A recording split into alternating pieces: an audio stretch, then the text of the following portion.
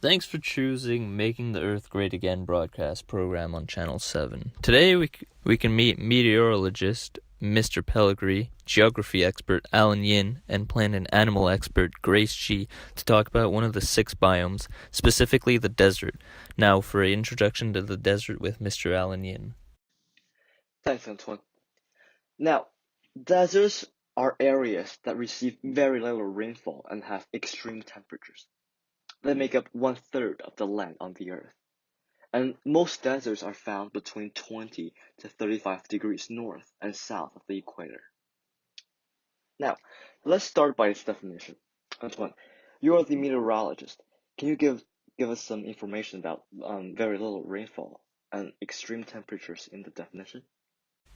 Of course, Alan. Now, the precipitation in a desert is very little. In fact, deserts receive less than 25 centimeters of rainfall per year, and for extreme temperatures in a typical desert, during the days the temperature may reach 50 degrees Celsius, but at night it falls up to 0 degrees Celsius. However, in a cold and dry desert, the temperature may vary from -60 to -40 at night. Thanks, Antoine. Now, we have a pretty good idea on the harsh conditions of deserts.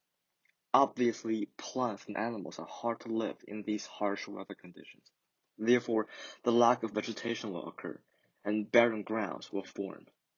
The lack of vegetation is also the reason that deserts are cold at night.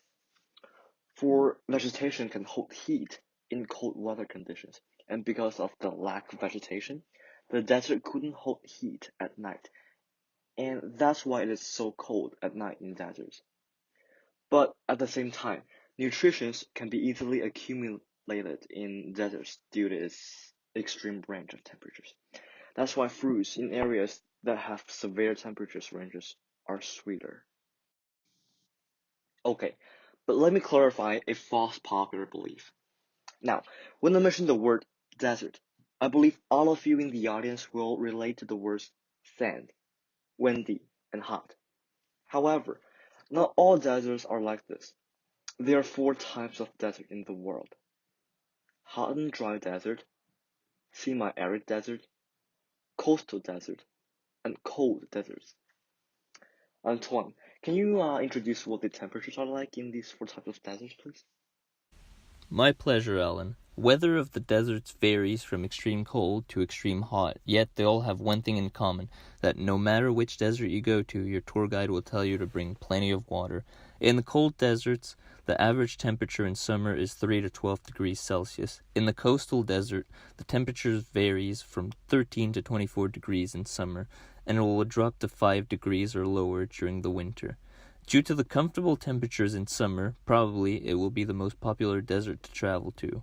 In the hot and dry desert, the temperature varies from 21 to 35 degrees, yet the extreme temperatures such as the Death Valley in the United States, which can reach 57 degrees, and the ground temperature up to 82 degrees. In the cold winter deserts, from temperature in the summer, it'll vary from anywhere from 9 to 23 degrees, and in winter, it'll vary from -11 to -24 degrees. Thanks, Antoine. Now, that gives us a pretty good idea of what kind of environment is like in these 4 types of deserts. Now, I will show you the picture of the hot and dry desert, semi-arid desert, coastal desert, and the cold desert. In hot and dry deserts, rainfall is usually very low or concentrated in short bursts between long rainless periods. Evaporation rates regularly exceed rainfall rates. Sometimes rain starts falling and evaporates even before they reach the ground. Soils are coarse textured, shallow, rocky, and gravelly with good drainage and have no subsurface water. An example of the plants is cactus. The animals are usually small nocturnal animals because of the extreme heat during daytimes.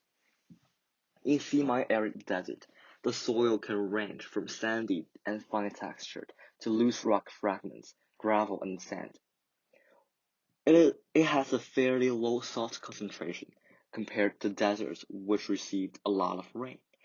This type of desert is covered by plants, usually shrubs. For coastal desert, the soil is fine textured with a moderate salt content, so that the plant and animal species are the most diverse among all these four types of deserts. Finally, is our cold desert. The major example would be the Antarctica, where it has very little vegetation and with penguins running around. There are 2-year cycles in the cold desert, which are days with the sun and days without the sun. Now, it goes back to you, Antoine.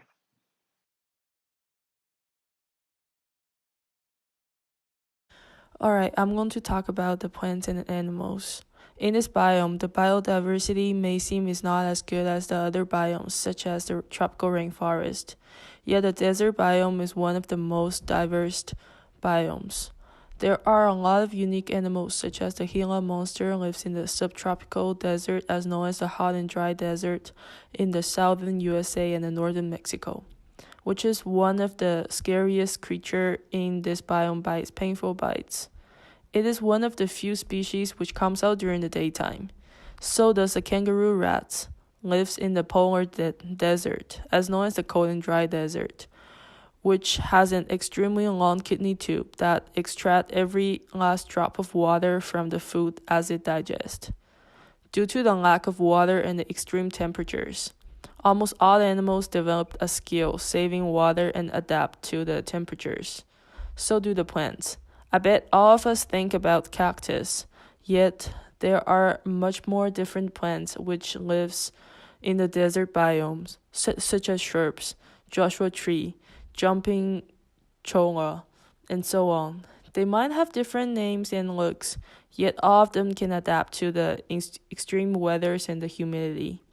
In the cool coastal desert, all the shrubs develops to spread their roots on the surface in order to get all the possible rainfalls. In the subtropic deserts, the cactus has needle-like leaves so that it will not lose water through their leaves.